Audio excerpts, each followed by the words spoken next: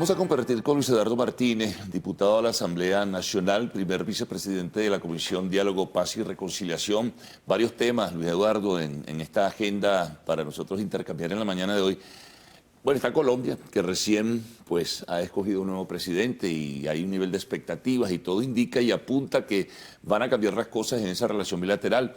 Pero también está el tema de ese diálogo que está como que flotando en el ambiente y no termina de definirse si van a volver a reunirse con otro estilo y otro concepto, me imagino, otro modelo, factores de la oposición y el gobierno. Pero me gustaría comenzar por Colombia y si tienes que agregar algún otro tema, pues aquí estamos a la orden.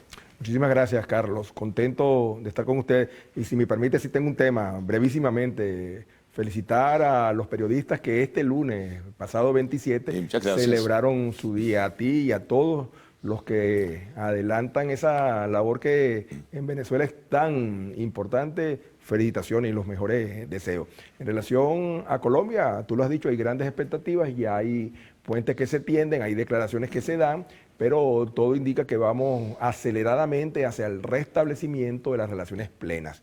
Eso es importantísimo para ambas naciones. El último año de relaciones plenas, el intercambio comercial entre Venezuela y Colombia sumó 8.000 millones de dólares, una cifra que casi cuatriplica el presupuesto de ingresos de la República hoy, de tal manera que el garantizar que las relaciones comerciales vuelvan al nivel por lo menos anterior, la apertura de la frontera, la reapertura de los vuelos comerciales, la garantía de que los venezolanos que están hoy en Colombia, que la cifra es muy alta, puedan tener oportunidades de protección tanto del gobierno de Colombia como el de Venezuela y el reinicio de actividades diplomáticas entre los dos países configura un cuadro bien positivo. A Venezuela y a Colombia, naciones hermanas, le conviene. Es bien importante lo que señalas porque debería, ¿no?, en justicia mantenerse ese estatuto de protección temporal, el tema de la legalidad de los venezolanos que se marchan. Bueno, se marchan buscando mejores condiciones económicas y sociales de vida. Eso es demasiado evidente, ¿no?, por los contratiempos que ha habido aquí en el país y que aún existen. Ahora, ¿hay algún indicio que el gobierno de Petro lo va a mantener? Porque hay mucha gente que está preocupada, está inquieta. Bueno, hemos tenido Son casi 2 millones de venezolanos que están aquí. Esa es la cifra que el gobierno actual de Colombia ha señalado. Hay conversaciones en este momento informales que apuntan a garantizar por lo menos en el corto plazo el establecimiento, mantenimiento del actual estatus para los refugiados, que necesitan apoyo de Colombia, que necesitan apoyo de Venezuela. Creo que en definitiva... Y también tienen un apoyo el gobierno de Colombia, ya sea por ahora Duque y el próximo de Petro. Hay respaldo financiero internacional a través de organismos multilaterales. La semana pasada se anunció un aporte que, si no recuerdo mal, anda en el orden de los 35 millones de dólares para los venezolanos que están en Colombia a través de la USAID. De tal manera que es importantísimo que mientras los venezolanos deciden si permanecer en Colombia o regresar a Venezuela, que se mantenga el estatus. Esa es nuestra solicitud y así lo hemos hecho saber hace pocos días. Hubo una relación bien cercana con empresarios colombianos, especialmente del departamento de Santander, y se ratificó ese planteamiento. El tema de la violencia, Luis Eduardo, que es común para ambas fronteras, en este caso factores de las disidencias, factores del paramilitarismo, factores del narcotráfico están allí.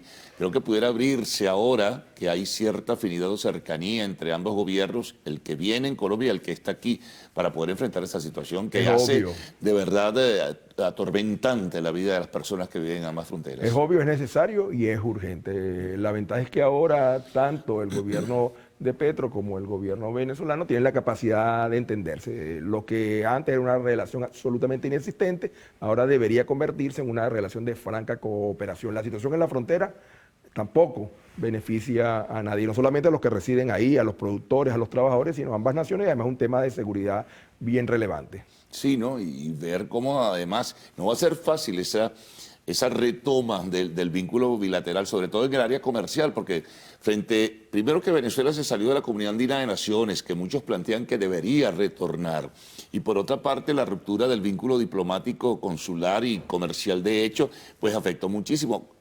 Colombia comenzó a mirar hacia otro lado, no hacia Venezuela. Ahora los empresarios venezolanos y los colombianos tendrán que hacer un esfuerzo redoblado para poder establecer otra vez ese vínculo y ese nivel de fluidez comercial. Yo estoy convencido que lo harán, porque, repito, hay mil razones por las cuales que se produzca ese acercamiento. Ahora, Venezuela marcha aceleradamente en razón de los cambios geopolíticos en el continente a una integración mayor. Hace unas semanas atrás estuvimos en una visita parlamentaria en Argentina y uno de los temas que se trató fue la incorporación al Mercosur. Posteriormente, otro grupo de diputados venezolanos asistieron a Paraguay, Uruguay y Argentina en el mismo sentido. La semana antepasada estuvieron aquí en Venezuela una delegación de parlamentarios, senadores brasileños, también apuntando al mismo sentido. Y las elecciones de Brasil, que son prontas en octubre, sí, apuntan también a una nueva relación con el gigante del subcontinente, nuestra frontera. Pero si gana Lula...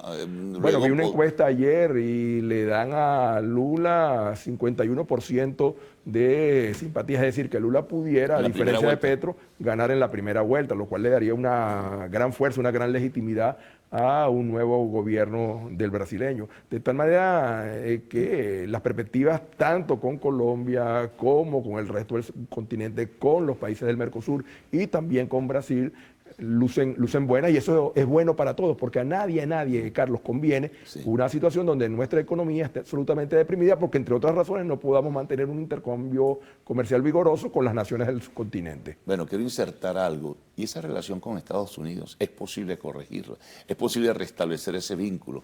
Estados Unidos insiste en reconocer pues a otros factores de la oposición, entonces eso, a pesar de que conocen también que hay fracturas muy gruesas dentro de esa propia oposición, pero es posible.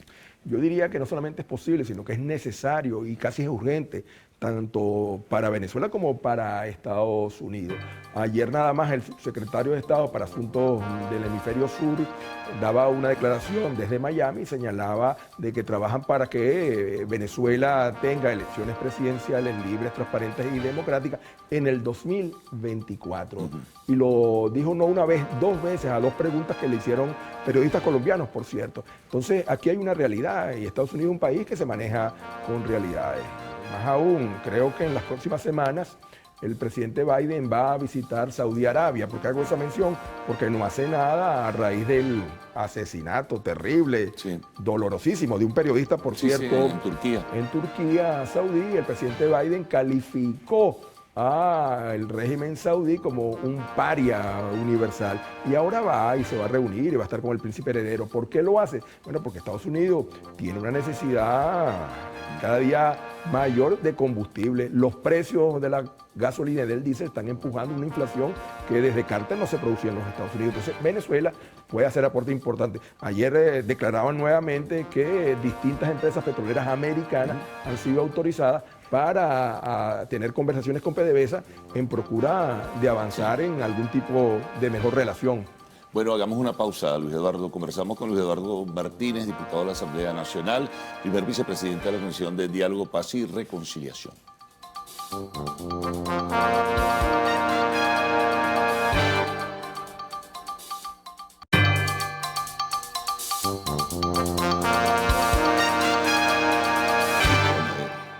Bien, continuamos conversando con Luis Eduardo Martínez.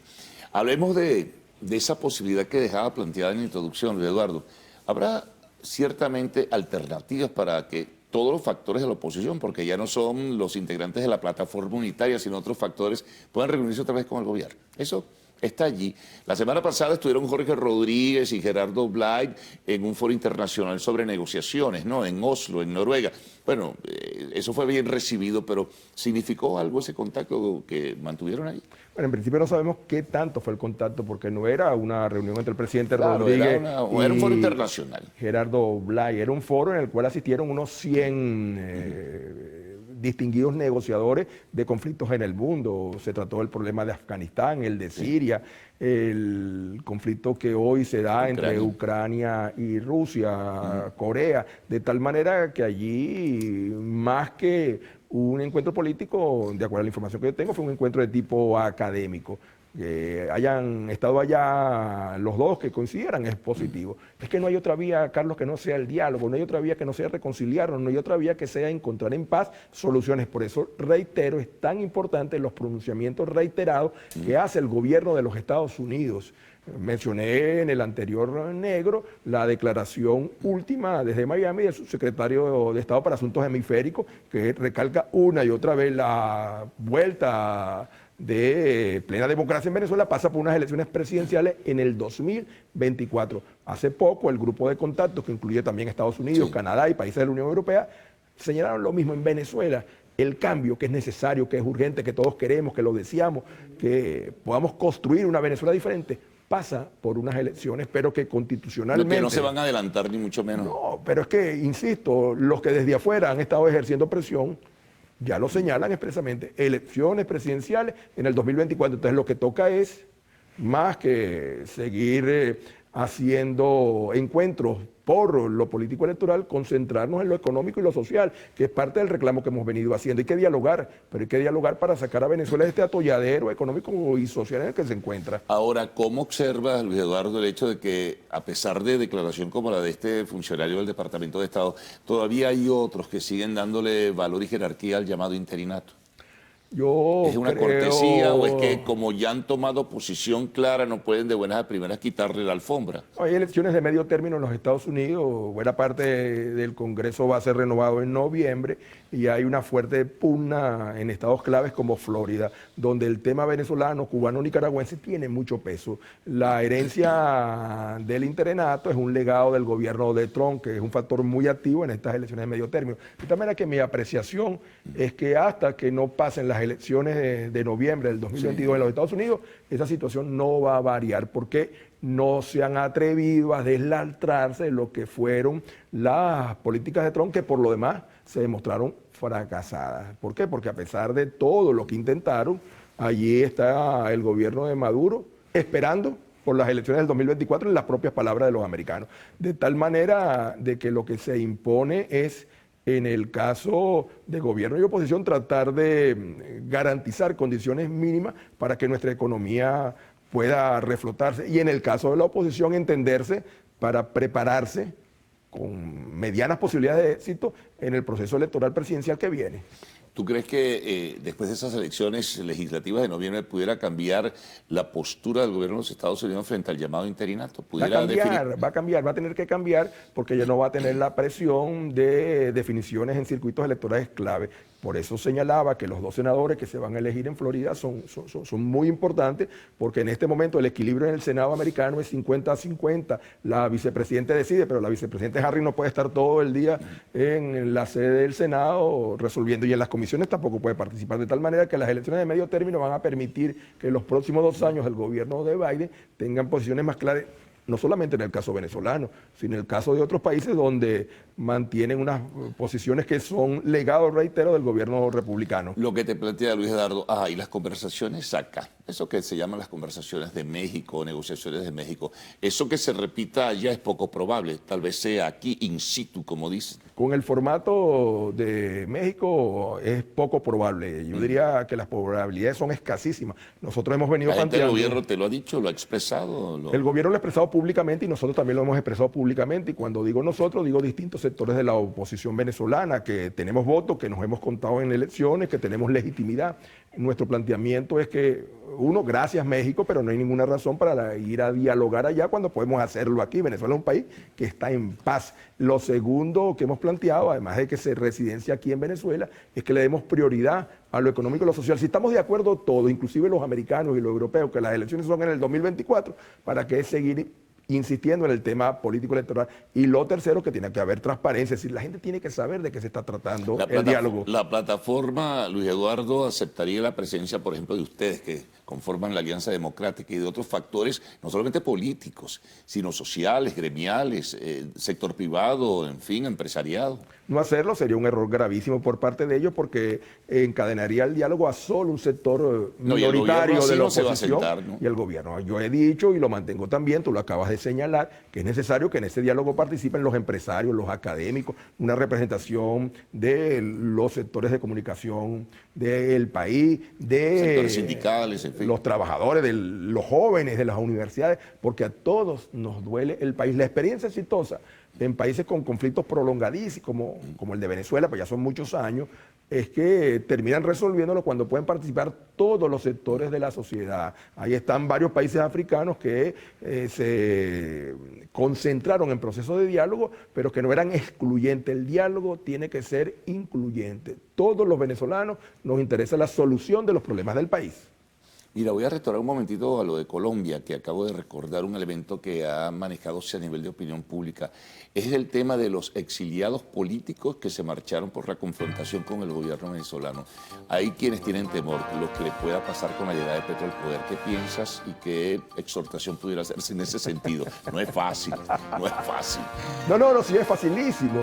Él hasta hace poco, embajador del interinato, embajador entre comillas, en Colombia, un buen amigo, Guanipa, un día cualquiera aterrizó en Maiquetía, pasó por inmigración y fue directo al Consejo Nacional Electoral. Se negoció, obviamente. No lo sé, habría que preguntárselo a él, pero yo lo vi haciendo campaña en los barrios de Caracas. En el caso de Julio Borges, que es más complicado porque Maduro sí le tiene cierta reticencia. Habría que preguntárselo a él, pero te repito, yo vi a muchos de los que se proclamaban como exiliados regresar el pasado mes de noviembre y andaban por allí tranquilos. Bueno, Eduardo, en estos días el diputado Brito, que preside una comisión especial de la Asamblea, andaba bravísimo y decía, oye, la mitad de los que están en mi informe señalados como responsables de los desastres del interinato, los vi en estos días comiendo perro caliente en las Mercedes. Entonces... Bueno, gracias, Eduardo, por haber estado con nosotros. Una pausa, al regreso de Arte y Espectáculos en lo Actual.